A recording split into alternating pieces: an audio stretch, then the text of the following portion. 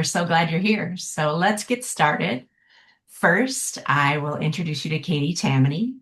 Katie is Chief Marketing Officer at Monrovia. She is also our plant pairing and design expert, as well as our trend spotter.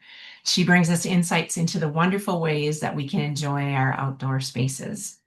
Katie has more than 25 years of experience in lifestyle and leisure industries, and she's the former editor of Sunset Magazine and a longtime avid gardener with specific interests in the connections between garden, art, health, and well-being. Hi, Katie. Hello, good morning, everybody. I'd also like you to meet Georgia Clay. Georgia is the plant selections manager at Monrovia, which means she is our go-to expert for everything plants. Georgia has a wealth of knowledge in the industry, and in her role at Monrovia, she works with breeders and plant finders from around the world to bring new plants to market. Hey, Georgia. Hi, good morning. And now let's meet our special guest, Lea Jonic. Lea is the Conservatory Project Manager at the Bellagio Resort in Las Vegas. She is part of the horticulture and engineering team that creates the magical displays at the Bellagio's Conservatory and Botanic Garden. The garden design changes 5 times a year, and Lea is responsible for choosing the plants that bring that magic to life. Thanks so much for being here today, Lea. Thanks for having me. And with that, we can hand off to Katie. Okay, well, welcome everybody. I am going to get the holiday magic started um, with, as Kathleen mentioned, we start always with a poll to see what you're thinking about for the holiday season. So we've got a few different holiday looks, and we're wondering which one feels more like your style. New, I think this year is a trend toward bluer greenery and, it's kind of a frosted look to create contrast. So that's A. B is a mix of, traditional and maybe less traditional.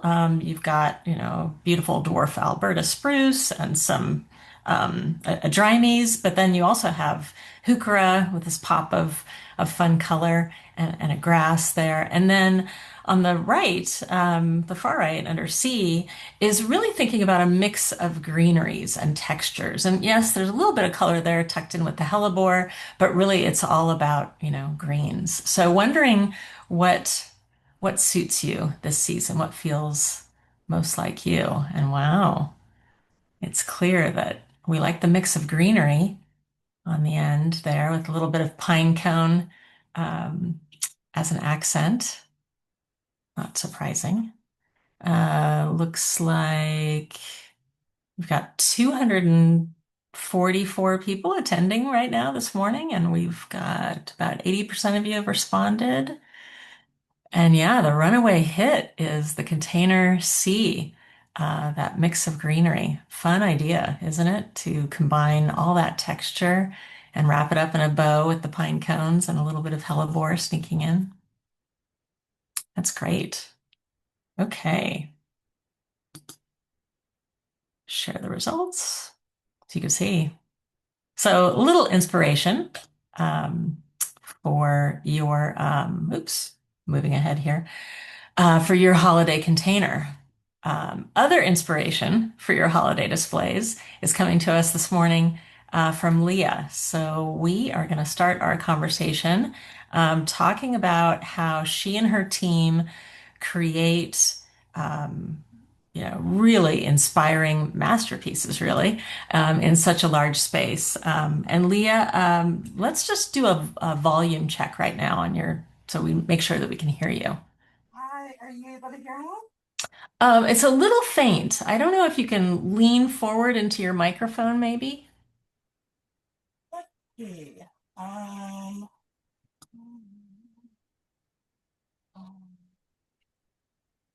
I'm gonna see if I'm able to get it closer to me at all. That's better. That was Oh, better, good. actually. Perfect. Perfect. Okay, so let's jump in.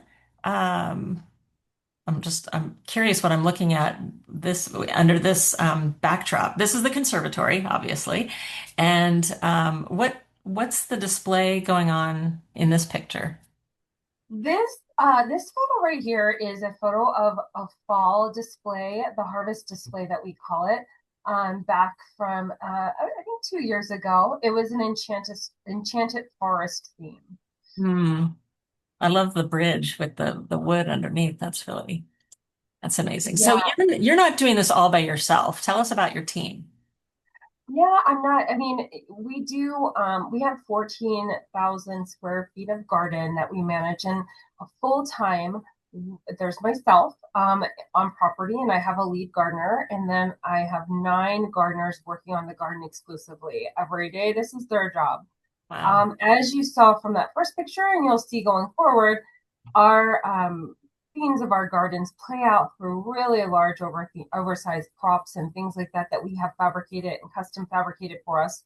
So we do have 2 warehouses, in which I have 1 lead gardener and 5 gardeners that work on those.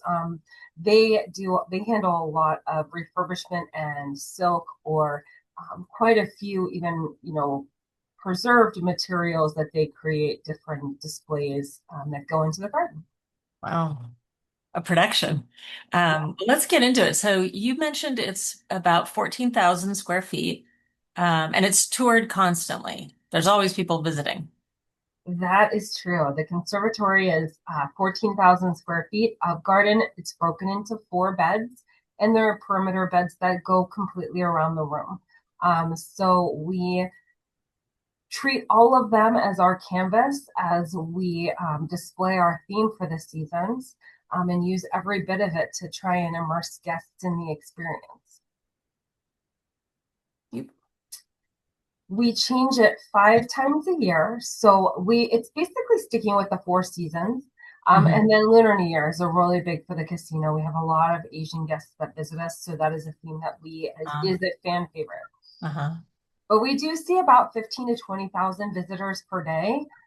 It's highly trafficked, it's free, completely open to the public. It has been part of the Bellagio since it is open. Bellagio and MGM Resorts has had really committed to the garden, and it is an iconic destination in Las Vegas. So that has been free and open to the public and will remain so for, I can imagine, as long as Bellagio is around, the foreseeable future at least. And it's open 24 hours a day. So we get over 5 million visitors a year. Yeah, that's incredible. Is there a show, a season that's particularly challenging? I will say we just put holiday in. Last week we finished on Friday. We just put holiday in. That is always our winter season, our holiday season is the most challenging. You can kind of look at these, and what you'll notice when we click through some of these, the graphics that we have in here of the different shows. This show was a spring show about 3 years ago. But what you'll notice is a lot of the perimeter, it's planted, and it's planted in its theme. But a lot of the trees, we have magnolias, they have ficus, they have some different things around that are large and kind of set the perimeter of the room. They remain the same with the exception of holiday. So holiday, everything comes out and we're changing trees, they're boxed, and it's just a new challenge. Uh-huh. Well, let's talk plants in particular. I know you work with a lot of you work with people that are growing for your shows, including us. And how do you decide, what plants you might be looking for in the future to get? How do you work with providers to find the right plants? Well, interestingly, so every season when we have a show, it is a theme. And we can talk a little bit more about the design and whatnot in a bit. But I'm very fortunate. I am temperature controlled and I have sun. I am in the desert, so we have sun every day, just about. Not today, it's raining, and it's been raining for 3 days, which is really weird. Um, but it's been raining, but it doesn't matter to us. We have a glass ceiling. We still get the sun through, and we keep it 72 degrees. But we are able to use things that most people might not be able to use in their garden, which is lovely. But once we get our theme established and we know what we're trying to have them feel, experience, and what we're trying to complement the theme and the props, we piece together, I get to go through and think about with our contract growers, what are the colors and textures of flowers that I'm looking for? And then, that is a little bit of the base. And then we build around that I'm looking for different heights, different textures, different colors to complement it. Very similar to, the trend now in the garden has been very similar to how funny your poll in the beginning. That is really kind of how we build these layers of height and textures and, variation of color. So are you looking at, what's available, trying to match that with what the vision is? And sometimes you have to make substitutions depending on what's available.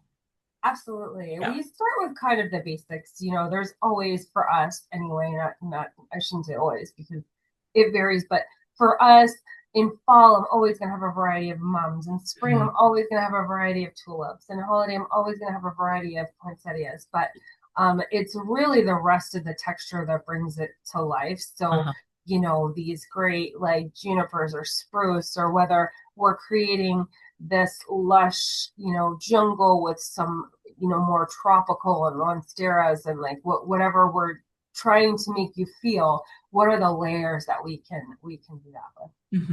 And so much of that, I think, also applies to home gardeners, thinking about texture and the feeling that you want to get in the garden. Here's a glimpse of other, Monrovia plants used in displays. You talked about texture, and the shot in the middle is full of texture. Really thinking about not, not getting delight purely through color, but also through different, foliage forms. And I think I've seen, like you mentioned, Monstera. I've seen a lot of ficus used in various, displays too. And then the Dusty Miller, to offset some of the green. Do you have favorite plants that you go to again and again to create contrast or feeling? I really think like I definitely have favorites that I personally choose, but as far as Bellagio goes, and it's hard sometimes to separate. I have to separate what my favorite is versus what we're trying to accomplish. So it's really funny because if you're building it for home gardening, I would definitely like think through I'm in that center picture that you made mention to, like the inspiration for that photo was very much like an organic wild sanctuary. So, that is what we were trying to create in that little piece right there is saying, what you and how you might visualize it if you were sitting in the middle of an maybe unmaintained forest and it was very peaceful and tranquil, and you get the various colors and it's growing a little bit wilder and not as manicured. So, I mean, it's funny. So I try and switch off what I like and switch on. I love using, certain things for certain seasons. So the Dusty Miller, I use that's in right now as our border plant. We normally would border the gardens in ivy just to kind of give that border and set the edge on it. But in holiday, I like to change that over to Dusty Miller because it gives you that really fun snow dusted feeling all around the edge. Makes it feel a little bit different than every other season. And something I didn't realize is that all these plants are in containers. You don't plant them in the ground. You're just really using them in their existing containers. Yeah, it's interesting because if you've ever been to the garden, I think that's the biggest surprise is it is planted as the illusion that it is in a planter and planted. Everything remains in their pots. And, that's for several reasons. They're maintained by those gardeners that we talked about every day. They can, and they do go in every day and they're deadheading and they're trimming back things and they're hand watering everything. So we can kind of change the look around pretty easily, or we can pull something out and nurse it and get it back in, or we can switch around the configuration if at times, and you'll see, on the left, you can see this huge basin, the vessel that we're planting in the big pot. Sometimes at the base of it, we're taking up too much of the sun and things aren't doing well. So we have to reconfigure it, replant it. We still want the feel, but we might just have to rearrange it a little bit. So everything does stay in pots. That's always when I pull it out, like I kind of did for this photo so you could see through. People are always the most shocked about that. Yeah. Well, let's go really behind the scenes. On the upper left is a picture of one of the beds that you're talking about. Um, but there's, also a lot going on underneath. Yeah, it's interesting because you can kind of see both sides. So on that left top, where you can see our trees stay boxed, and to fit inside the curves, we're like using 24-inch boxes at most. So it limits us. A lot of times, if you see bigger trees, it's they're silks or they're made and use preserved because we are limited to what we can put in there. But you can kind of see around the edges the gray things you see, they're called bins. We also have some stainless steel tables up at the top that you can see a little bit. That's what we plant on.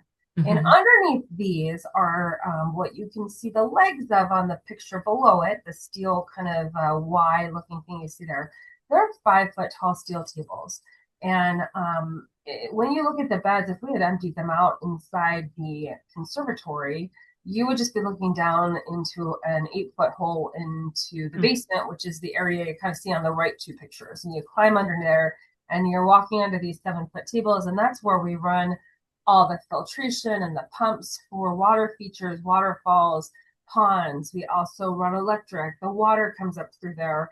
And we're also, able to drain down the water after watering, and there's drains on the side, and we kind of keep it clean and can work underneath there a bit without being in the conservatory.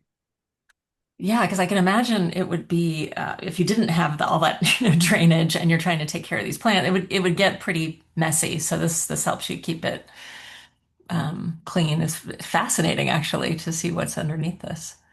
Yeah. So let's talk design and where you come up with the designs and how you work. How far in advance do you work? Like, you obviously know what's coming for Lunar New Year. Have you got spring planned as well? The goal is to be out a year because, as you know, some of the, especially color, Mhm.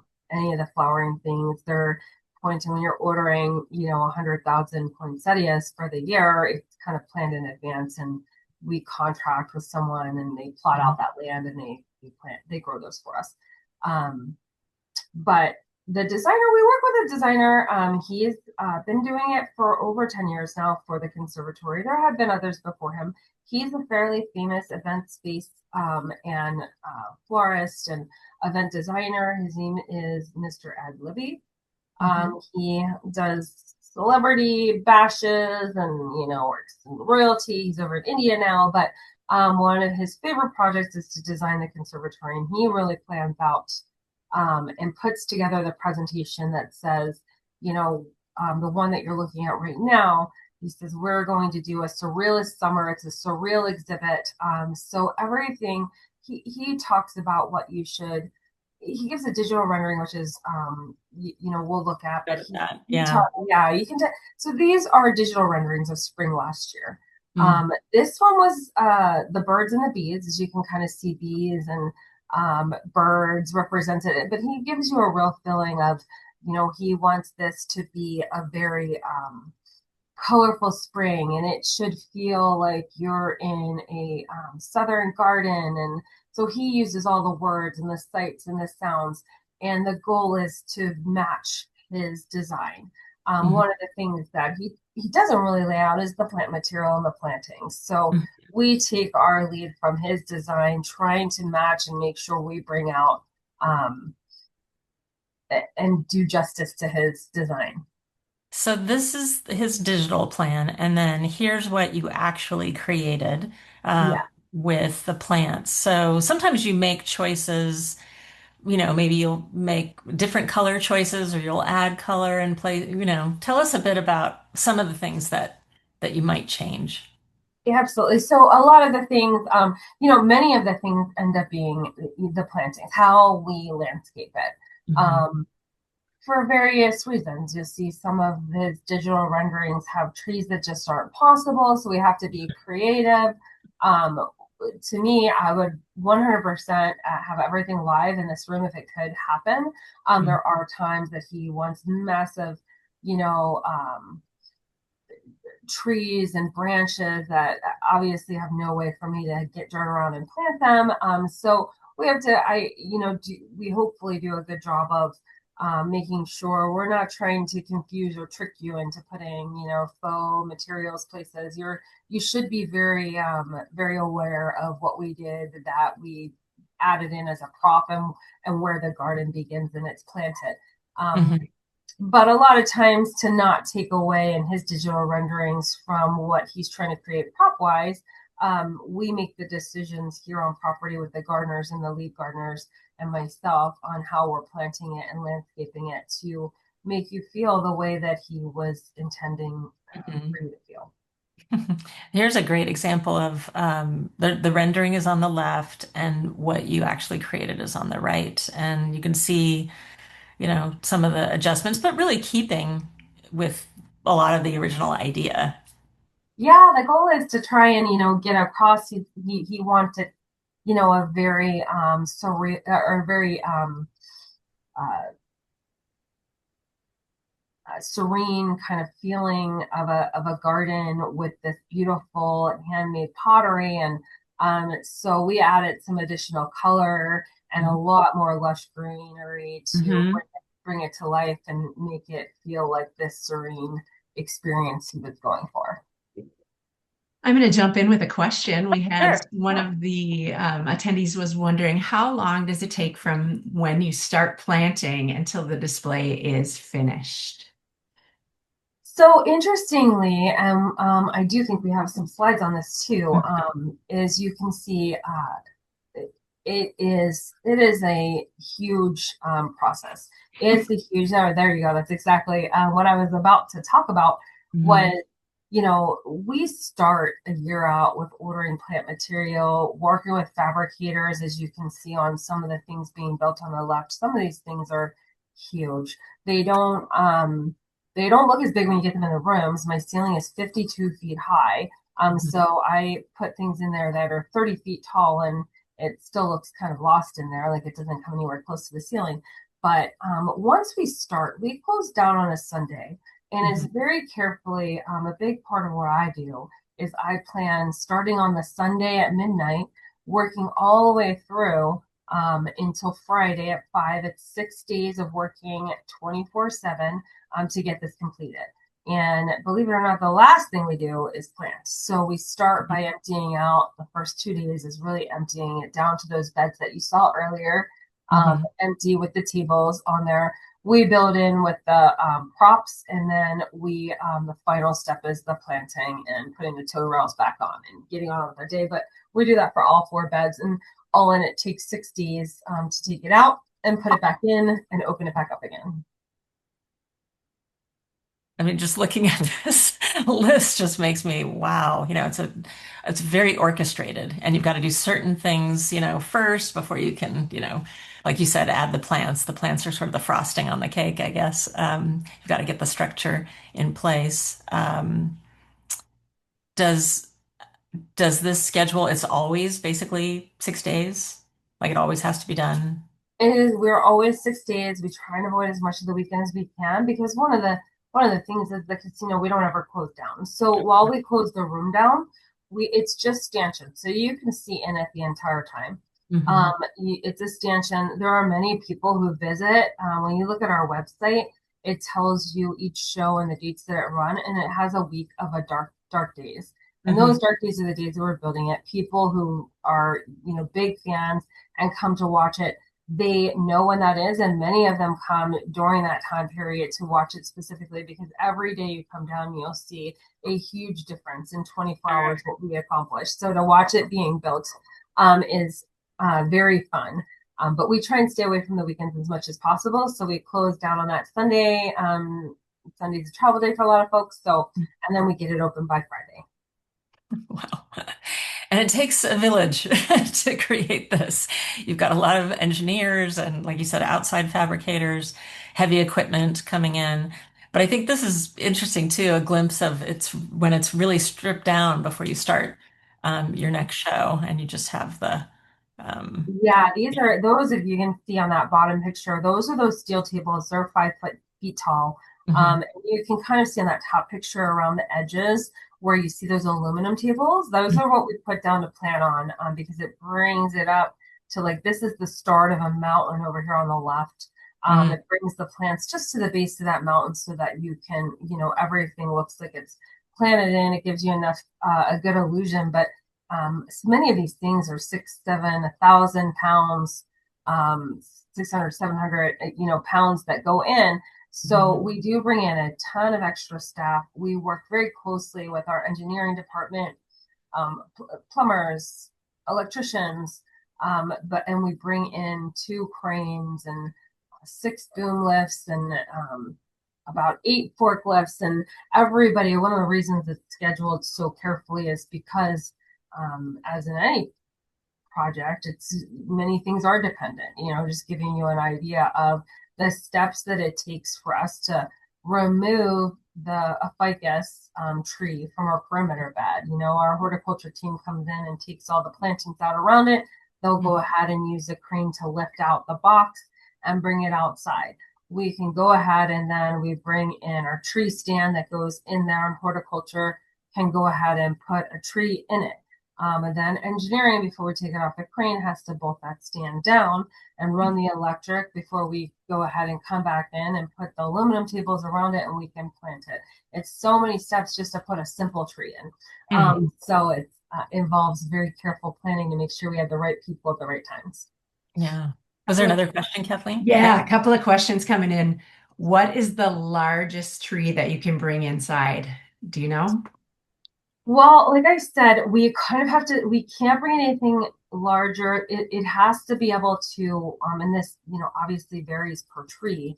It just needs to be able to fit into a 24-inch box.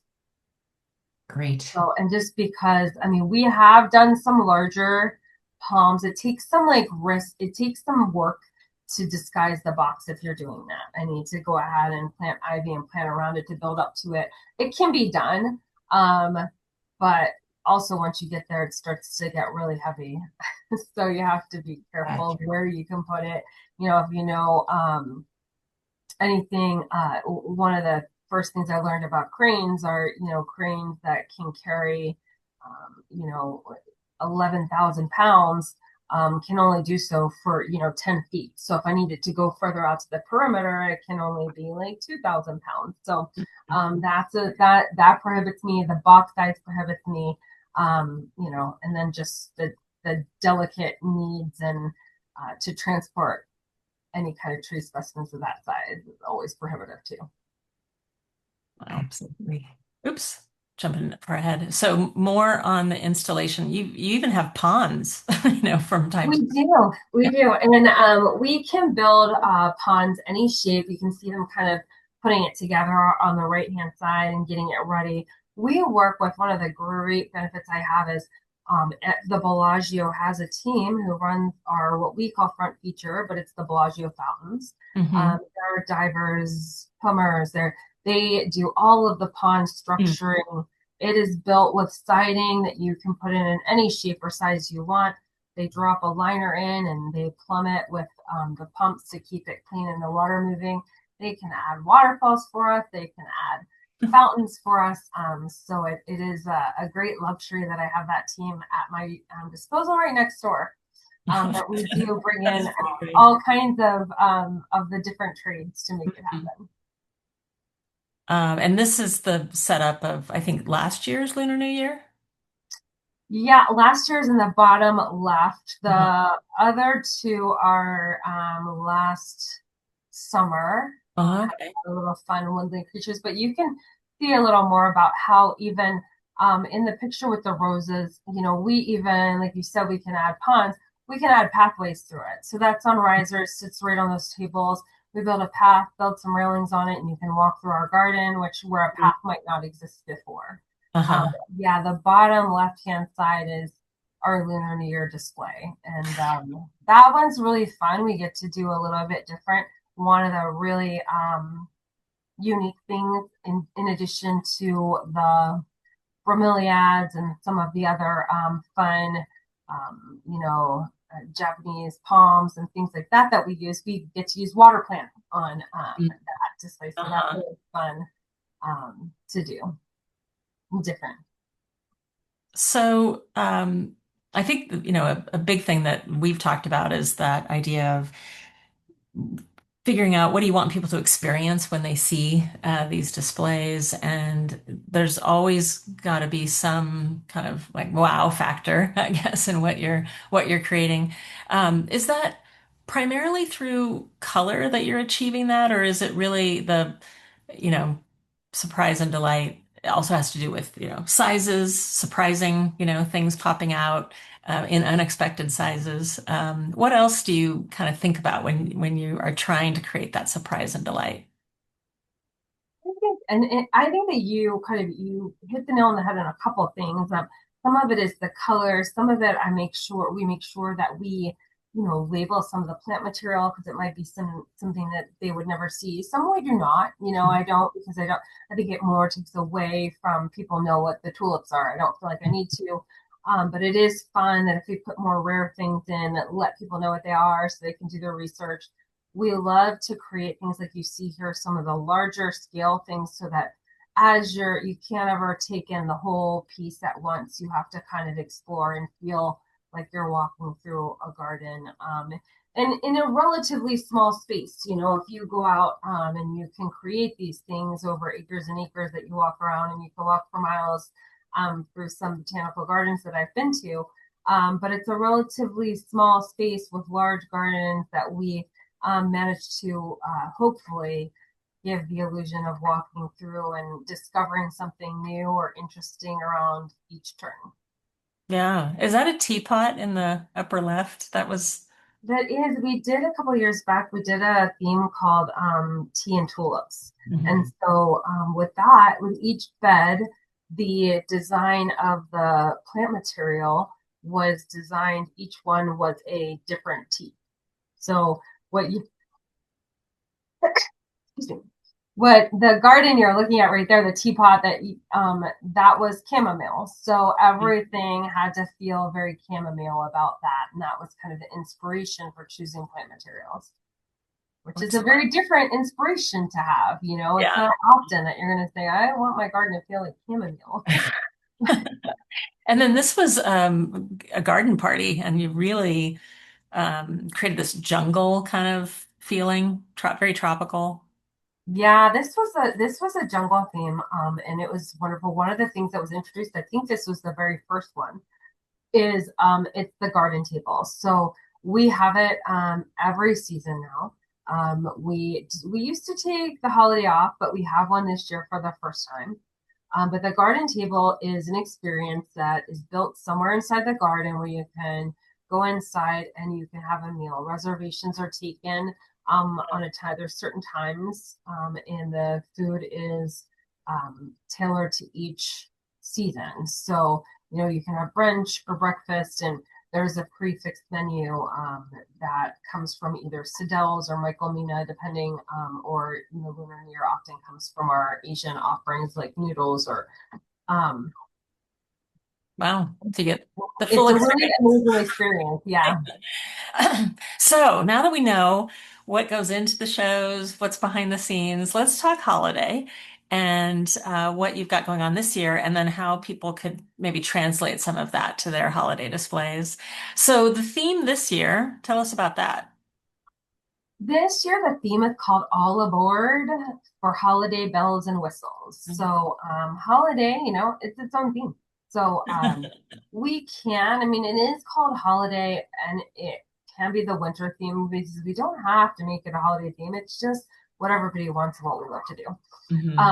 So, finding fresh new ways, we've done the Nutcracker in the past. We've done some very traditional twas, which kind of like was based on the night before Christmas kind of theme to it. But this year it's a very trains, bells, and whistles. See more of it here. The train station is a gingerbread house. Yeah, it's a gingerbread train station, and the back of it you can see is the left photo. that is where you walk into it, and that is where the dining experience is. But on Oh, the okay. far right, you can see the front of it that faces out as you walk in, as you enter the room. And it has kind of the train depot porch on the front where oversized train tracks that is a little bit hard to see, but you can see kind of the stripe in the plant material Mhm. because there are train tracks there. Yeah. So poinsettias are always going to be in your holiday display, as they are in everybody's, homes. How do you use them differently each year? What do you try to do with poinsettias so that you're surprising people? Well, and it's interesting because it is the probably the least as far as color and like flowering plant material. It's the most we ever just use one type of plant. It's not very, I would never label this garden because it's it used to be, I think, 80% poinsettias. Now it's scale it back to more about 40 or 50%. But what you can see kind of, in the train photo as well as maybe the depot, the gingerbread house photo, is the attempt is to make it use the colors to bring things to life. Like, so it's supposed to symbolize the white snow peeking out from underneath the tracks or, Mm. or surrounding the house. So these little snow banks that go into the beautiful greenery where we have, some of the spruce or the junipers, like, coming down and then making little forests with the cone shapes and then down to the poinsettias on the bottom, which are like little snow patches peeking out from them. Hmm. Let's go deeper into that. Talk about some of those ideas. Um, so, again, seeing on the left-hand side, you've got the train, and this idea that it's maybe going along, um, the track. You're going to see that ribbon of poinsettia, but you've got the Dusty Miller underneath. That's that frosted snow kind of effect, and then you've got greenery, mixed colors of greenery too, closer to the train. Um, I like the I like the bold kind of striping of color, so you get attention, but you've also got a nice mix going on there too. I can see being able to do that, in a kind of along a pathway or along another, along an edge in your home. And actually, the example in the middle, where you've really varied the poinsettia in the same row, is really nice with the ivy, as well. Is that a variegated ivy in the back there, like a Um, this in the middle, this one? Yeah. yeah, yeah, like the Oops. little Oops. the little Gold Coast. It's the Gold Coast that Oh you yeah. just kind of Yeah. flash it up there. Yeah, it's a really pretty little holly leaf. It just reminds you so much of that, as well as like those winter berries. Like, so obviously when we're looking through what we want to use for holiday, you can see on the left. The left with the train is a little bit more what you would see around a scene we're trying to build and make you feel like this train is rolling through the forest and the ribbon of color, like as you're passing by it with the snow peeking out around it. That's more of the scene that we're creating for our theme. The other two pictures are more the perimeter. These are things that we kind of would just consider our garden, things that I think anybody could create. They're just our little surrounding. They're not necessarily playing out the scene. So that's not as much as the show as just kind of complementary pathway and what we call the perimeter gardens. And Mhm. that's where I think we really get to have some fun and have the gardeners picked from a lot of different materials to build up. And they're not trying to give the illusion of a train moving or anything. They're just building beautiful gardens. Yeah, I love the display on the right. The way that you have, the highs and lows in a bed that way.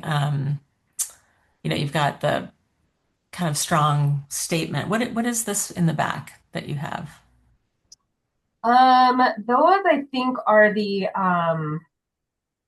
it's hard to see, it's a little small because we have a couple. I think they're the little spruces and cones, maybe. Yeah. Um, And then you've got some medium-sized evergreens in front, the splash of yeah, color in the middle.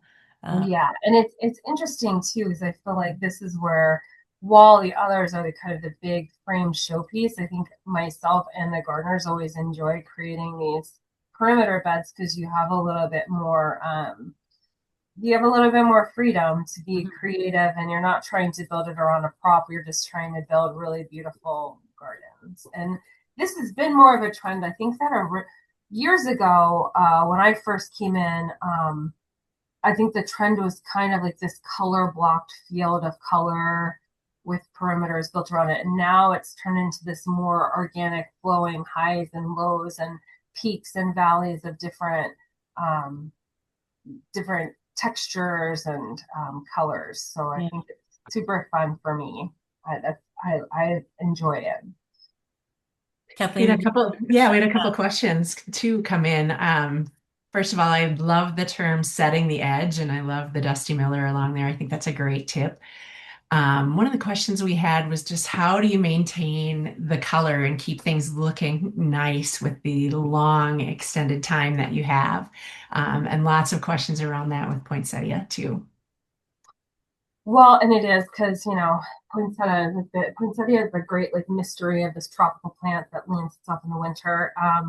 But luckily it is 72 degrees where we are no matter what. So it does fine. The hardest part for me for those are the time that it does spend outside, how long we are lucky in Vegas. It doesn't get that cold here. So, and it's actually, we're out of this season when it starts to get really cold because we move into Lunar New Year, January 4th.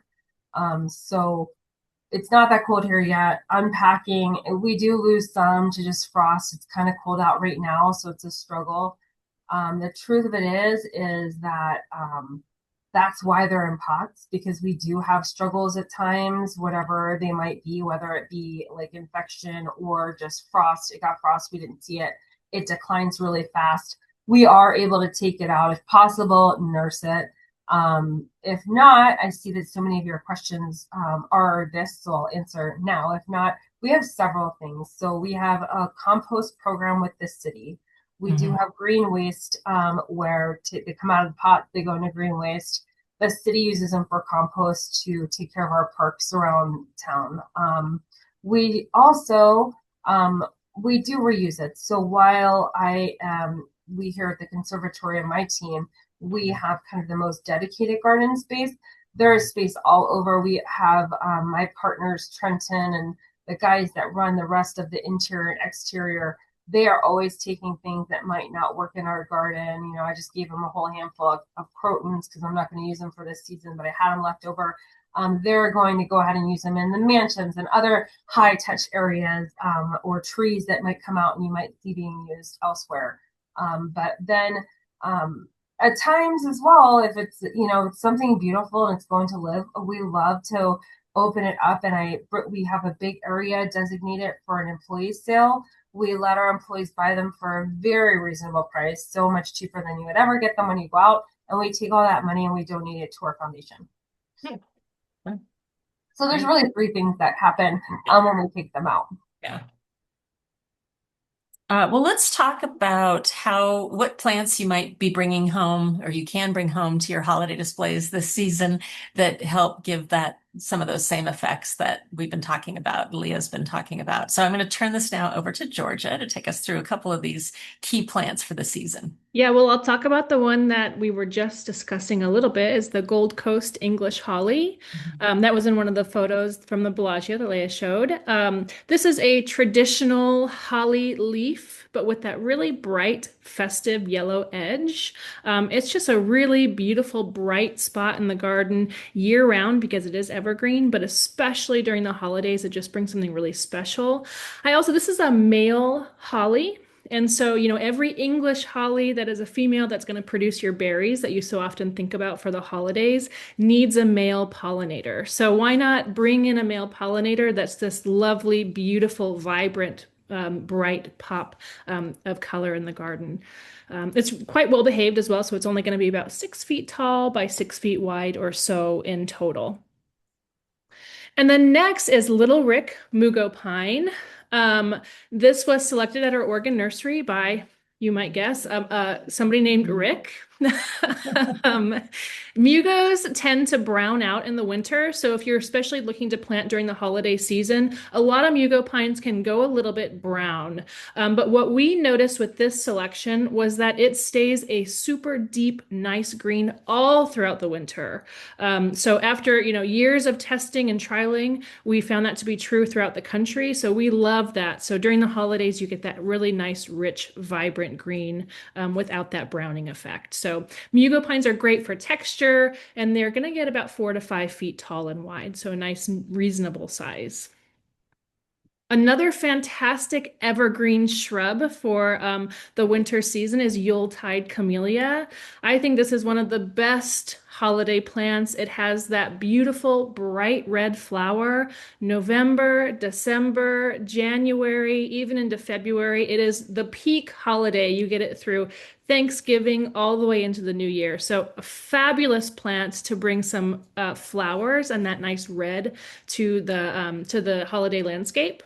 It is evergreen as well with that nice, you can see just how glossy that foliage is. So even when it's not winter in the spring and summer, it's a beautiful, glossy, deep green backdrop. And it looks great in a container too, on your. It does. Yeah. And we sell them in espalier as well. So it's a really cool way, even to plant it up against a wall to add a little bit of green wall. Really, really great plant. And then for that, we were looking at the poinsettias in this design, and a fun way to do that, to get that same color in maybe a different way, is Forever Red Heuchera. Heucheras are great. There's just so many colors and textures with them, but Forever Red is the clearest, brightest red foliage that we've seen, the truest red in Heuchera to date. It's had that beautiful ruffled red leaf with the red stem, super intensely colored, especially in the cooler months. So spring and fall, you get that really vibrant red color, just absolutely stunning, especially during the holidays. Another one that's great for massing in the landscape, but also good in containers. And then next is tectonic begonias. You can see this photo has a lot of different begonias. Tectonic is our series of about 6 begonias, all from Dan Hinckley as part of our Dan Hinckley collection. They have amazing color and texture. This photo is great, but it just doesn't do it justice how rich all the foliage and the texture of these plants. They are just gorgeous, and they're reliably zone 8 hardy. We have had some luck in zone 7, so if you're a little bit on the border there, you can get by with some good protection on these. Otherwise, plant them in a container and bring them inside as a temporary house plant through the winter. They do really well with that as well. They each have this really dramatic foliage, and then most of them have a really lovely bright red to maroon underside that can really be seen as the foliage sort of moves and sways, which brings that holiday piece into those as well. And then lastly is Cherry Berry's Wintergreen or Gaultheria. This is a ground cover plant, perfect for the cold northern gardener. It is evergreen. It does wonderfully underneath conifers and trees. So you're thinking about your holiday tree, your conifers. This is a great underplanting for that. And the foliage is nice and green, but in the winter it turns a little bit of a deep red. So that adds another piece of color along with those. You can see extra large ornamental red berries. They start in the fall and then they hold on to those into the spring. So all throughout the holiday season, you get these berries. So you can think about your holly berries, then you can also have ground cover berries. So really quite nice, almost an essential, I think, for cold weather gardening near the holidays. I love that you use that word ornamental because they make me think of little holiday ornaments, the berries on the wintergreen. Really lovely. I know, Leah, you use the holly, and did I see some begonias too in things that yeah. Yeah, we actually right now, and I always have a lot of these in various of the camellia. Always love and use heuchera for a lot of texture. Like you said, it's really beautiful. Right now, I have a ton of the cherry berries in. Mm-hmm.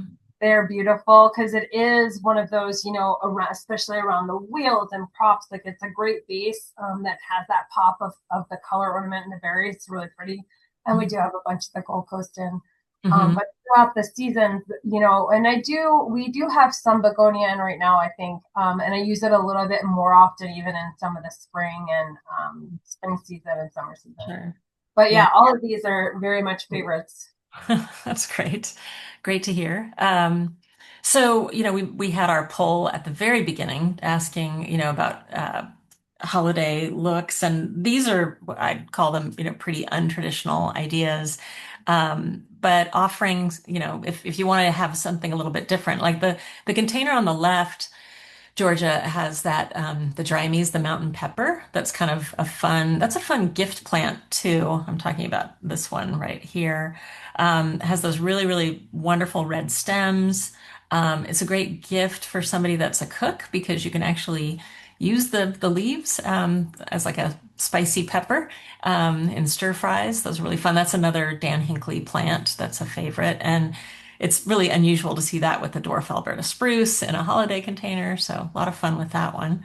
The container in the middle there, the sort of blue spruce, it's called the blues, that sort of shaggy looking evergreen there. What is with that? What's the plant providing contrast? Yeah, that's the leucothoi. It's called rainbow. Oh, okay. It is a beautiful plant during you can see this is more of like the cool weather look with a really strong, creamy, a lot of the foliage is really that creamy yellow and then a hint of green. That will continually be creamy white and green foliage throughout the year. It's an evergreen, I should mention. Mm-hmm. But as you get into, the spring and the summer, it takes on a pink hue as well. So you get these really beautiful, that's why it's called rainbow. You get this really nice, dramatic coloration change on the foliage. That's actually pretty hardy too. It's hardy to zone 5. Oh, that's nice. And it's great for wet areas. So it's a really nice problem-solving plant, as well. So that's a great plant in a holiday container, but then to plant out, beyond the holidays. That's a Absolutely. good idea. And then the container on the right, that's actually using one of the tectonic, I think, begonias. Yeah.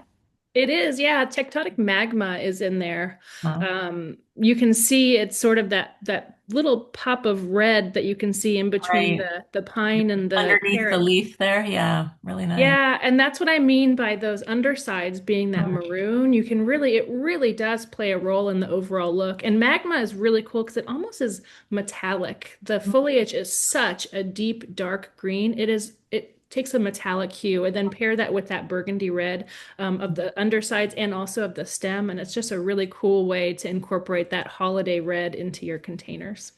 In an unexpected way. I mean, I think that in some way that container on the right, probably because the container itself is that sort of terracotta clay look, it sort of is making me think a little bit southwest and west. It's kind of fun. So that is it for our presentation. But any other questions, Kathleen, you want to lob our way? Yeah, absolutely. We had one question earlier that we didn't get to that I want to circle back to. It is lots of comments about using evergreens for structure and just wondering what some of your favorites are. And maybe this is something we can ask all three of you what some of your favorites are for adding structure into a garden with an evergreen. Oh, should we start with you, Georgia, first? Sure. Well, my favorite evergreen that I have in my personal garden is another Gold Coast, but it's our Pittosporum. Mm-hmm. And I really like it. I think it's got that really small, dainty leaf, but it's really quite unique with the black stem and it's quite full. Give it a trim twice a year and you get this really lush, beautiful evergreen that has a really interesting texture to it. Or, the blue spruce that Katie, you just mentioned in that container, that sort of funky, that's super architectural and cool. So that's another favorite. Leah?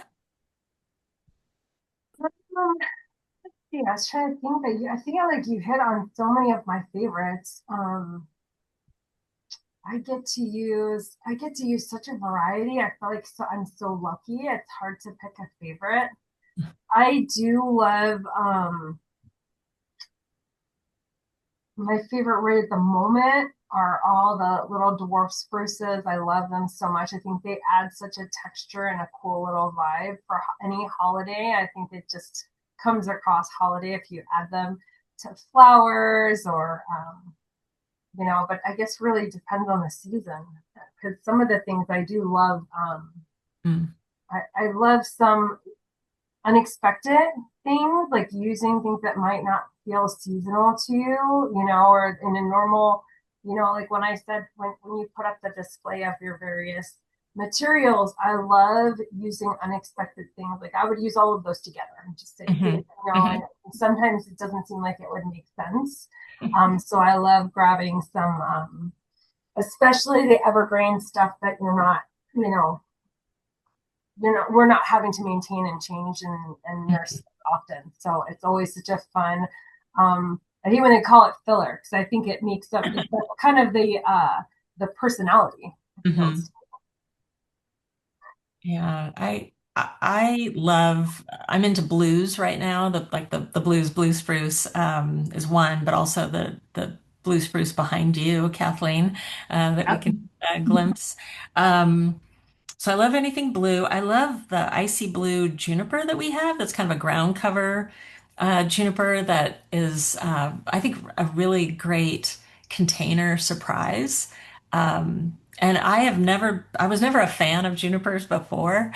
I just thought, they're all over the place, and I'm in California, and you sort of, think that you know juniper, but there are so many different varieties that do different things, have different habits, and so I become a juniper fan. I love Blue Arrow juniper. I love Skyrocket. I'm just really, yeah, a fan of that genus. That's good. Yeah, this is Jean Genie behind me, which has got Uh, such a great rock star name to it too, as well. Speaking of names, Georgia, can you tell us again the name of Rainbow, the full name of the plant in the middle planter in the last slide? Oh yeah, it's Rainbow Leucothaway. Excellent. Great. Well, I think that is all the time we have for today. So thank you, all three of you, for the wonderful behind the scenes and just great ideas for adding a little magic back into our seasonal gardens. Yeah, thank you, Uh, Lea, for joining us. That was a real treat and learned so much. And the work, the effort, the design that goes into those experiences, I think I'll just look at it with fresh eyes, now. So thank you for that. Well, thanks for having me and come visit us, and we'd love to hear your ideas as well. All right. Well, thanks everybody for joining us this morning. This recording will be going on YouTube soon, right, Kathleen?